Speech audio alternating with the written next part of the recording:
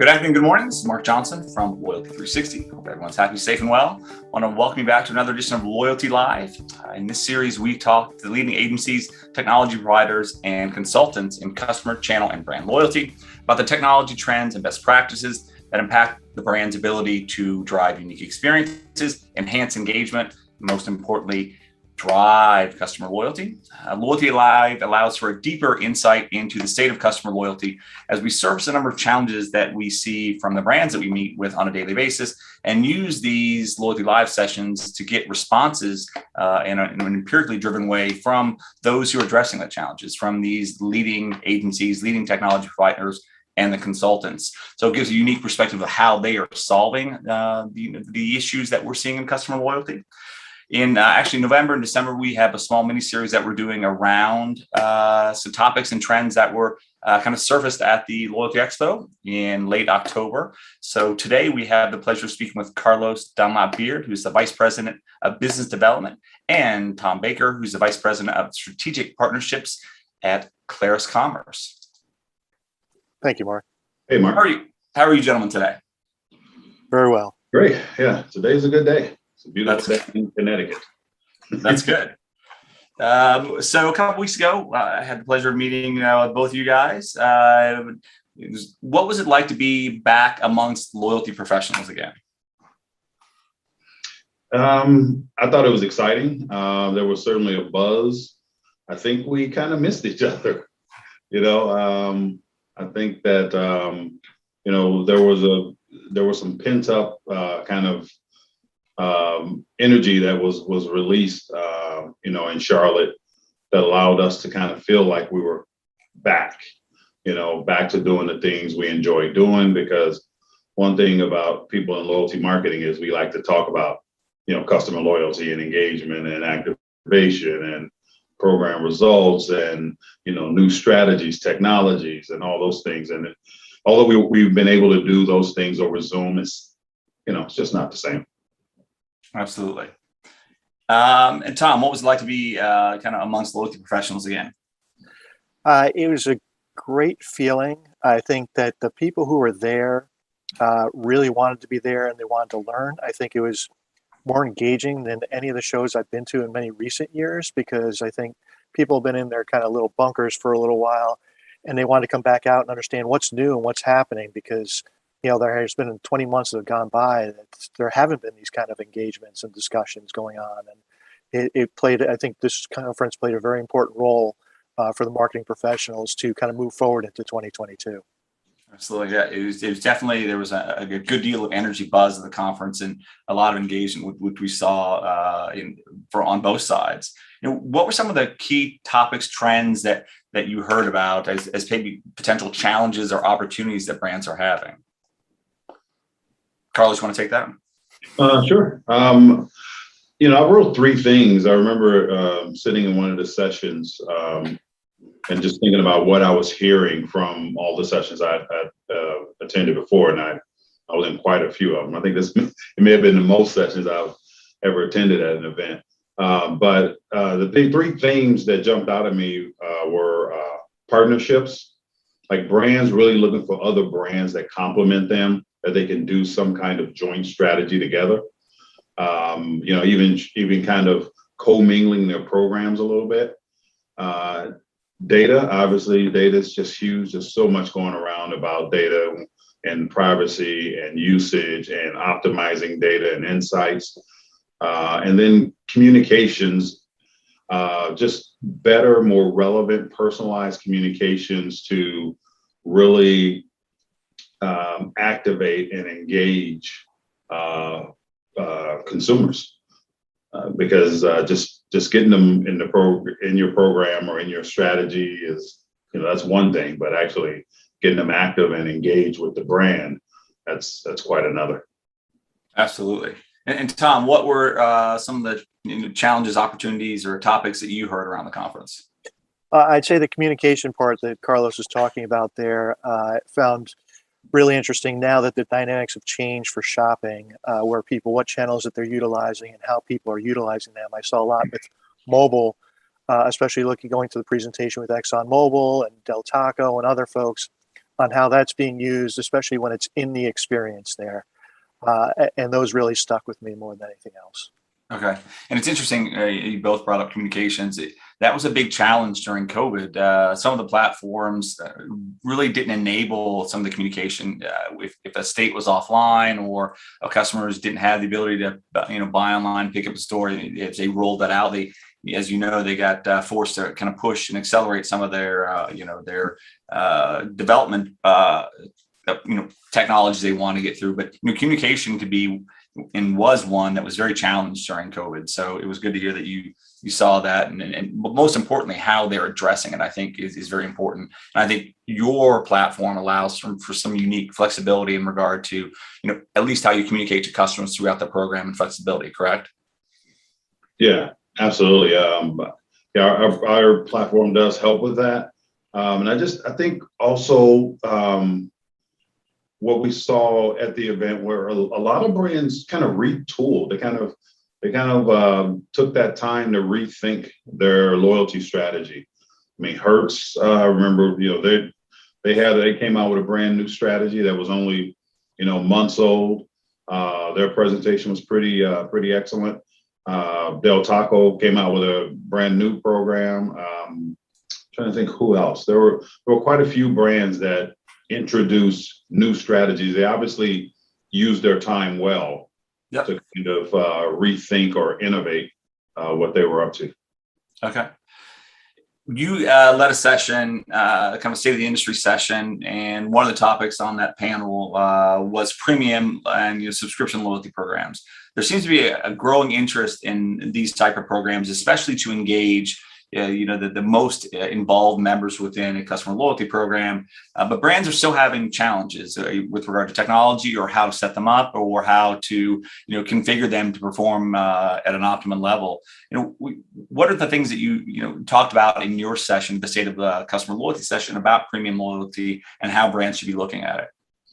Yeah, the thing is that it's not, no program is really easy. Because there's a lot of mechanics that go into a program and levers to pull and understanding how to really optimize it, how much of a value proposition, how much currency is too much currency, what rewards, what segments, who are you retargeting, so there's a lot that goes into it. But the thing with premium programs is that there's also there's money now, there's money involved, there's a paid membership, there's expectations rise, value proposition has to be much more significant than a more traditional free program to consumers. And then there's the whole issue of, and the thing that we've spent the last 20 years doing is monetizing programs and optimizing them on behalf of our clients so that they're not stressed out over how the money's being managed, when should we bill members, how do we handle customer service, how do we handle all the things. So I think one of the things that really shine through with a lot of organizations is they were leaning on partners to help them figure things out. Whether it's a paid strategy or not a paid strategy is not really relevant. It's leaning on people who have done it before, who understand how to do it, who are resourced to deliver the services. So I think a lot of brands realize that doing it themselves is kind of problematic. And there's definitely a resource crunch. I mean, the whole great resignation that's going on now with employees resigning and finding new opportunities and the fact that they're, finding new resources and replacing them is difficult.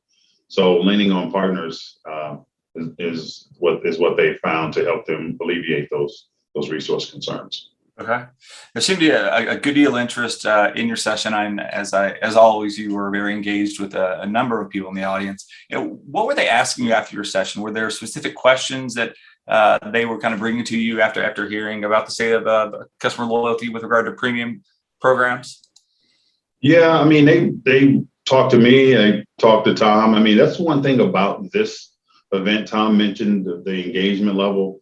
That's the one thing about this event over others is that sometimes, we go to conferences. I mean, we're we consider ourselves a partner, but to some brands, they look at us as a vendor and, maybe we're going to harass them or so, and they don't engage as much.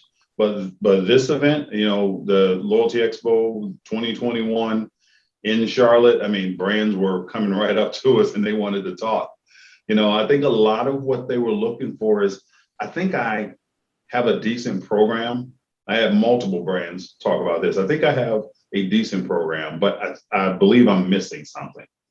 I'm looking for a little extra sizzle. I'm looking for some additional dynamic elements. I want to run some promotions that capture the attention of my consumers and actually rewards them with something meaningful. What are your thoughts? How can you help? Do you have anything to help me with that? So those were the conversations I was hearing. Like, how can I better engage my set of program members who I like and I want to keep. Absolutely. When you look at brands who may have a traditional customer loyalty program and maybe considering a premium loyalty program, Tom, is there a piece of advice that you would give to them that they should consider as they, consider or, move towards a premium program? Yeah, I think one of the things, and Carlos was talking about the engagement with people. A lot of people came up with question about, I feel weird charging my customers for a program. It just seems foreign to them. Well, with today, and my answer was, today is becoming such a subscription-based economy. You're paying subscriptions for your home entertainment through Netflix. You're paying subscription for your clothing coming home. There's subscriptions everywhere. So people are willing to join a subscription-based program. And if you think about it, a paid tier is not very different from what they've done with the credit cards in the past with the retailers. A consumer has raised their hand and said, I want a different engagement. Please sign me up for your credit card and that's involved in a little bit deeper. With a paid program, they're also raising their hand and saying, like Carlos said, I want a deeper engagement with you. I'm willing to pay you for a deeper engagement with your brand because I love your brand so much that I'm willing to pay you $50, $100, $150 annually for you to give me better things, for you to give me insights, better access, all these different things that I want with your brand because I love you. And that could be 5, 10, 15, up to 20% of their customers are willing to do that, what we've seen in the marketplace. And I think that was the biggest question I heard from people. They were just trying to understand the whole idea about, well, if I charge my customer $100, that could be $100 they're not spending with me. And I'm telling them, no, if you charge them $100, they're going to spend $200 with you. And that's started to change people's minds and make them think differently. Okay. When you look at the conference, you talked about some of the sessions that stood out to you. Carlos, you talked about Del Taco and then Hertz. Was there a session or topic that kind of stood out as most interesting, timely, relevant? And you mentioned a couple. Was there maybe one or two that really stood out? Yeah, there were quite a few, Mark, and I'm sorry I'm not as prepared to talk about them because I should know this, but because I hosted, thanks to you, I introduced a lot of the speakers, especially the ones that were up for awards. But I liked what a lot of them were doing. I like what Crunch Fitness is doing and the culture that they're developing. And, it's a big franchise, but it feels personal. It feels like it's local, because they were doing a lot of things with their franchisees to get them engaged and to give them the tools they need to better serve, consumers. I think that I like what Bank of America is doing with Erica and with their app. I like, Del Taco's program. I talked about that already, but it's so mobile and app driven. I think there were quite a few programs that were like that. And I think that was what was impressive to me, is that so many brands have gotten away from what's easiest for them and thinking about, okay, what's best for the consumer? And then, of course, in some self-serving way, how do I make sure that I'm always with them? And if I'm on, if I have an app that's really easy to use and it's on their phone at all times. And of course, we know we always have our phones with us, then I'm always with them. And I think that really resonated throughout most of the presentations. Okay, great. And Tom, was there a session or topic that stood out to you as being interesting, timely, relevant?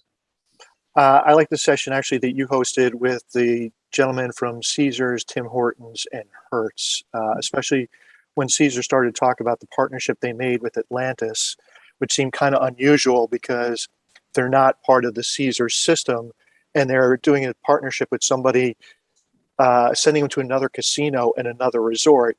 And everyone in the room was thinking, wow, that's kind of strange. But then Mustafa said, no, it actually worked out really well. Our customers appreciated that because we know they do other things and we just want to be involved in different access points in their life. That's why we made that available to them. I found that very powerful. I found that a great session. Yeah, absolutely. It's interesting. You would think it's kind of a non sequitur and it wouldn't make a lot of sense. And even some of their partnerships with Wyndham. But as you mentioned earlier, partnerships are a huge area of interest right now with privacy, with regard to, some of those cookies going away and security. But having a partnership that works is very challenging. But, we see that as a big area of interest. And I think you do as well. So that's good to hear.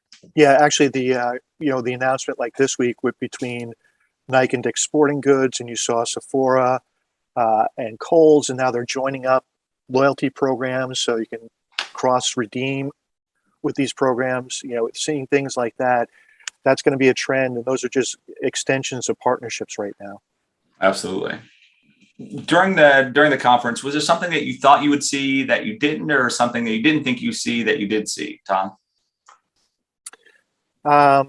Well, after being stuck in my home for 20 months, there are actually people there, which is fantastic. And like Clarus was talking about earlier, everyone was engaged. Normally you see clicks at conferences, you see other things. I didn't see that. I saw a lot of people just all mingling with each other and just pure engagement. And I think that's in business that we're all in. But sometimes at conferences, as humans, we don't really do that as much. But I saw a lot of that, and that was really encouraging to me.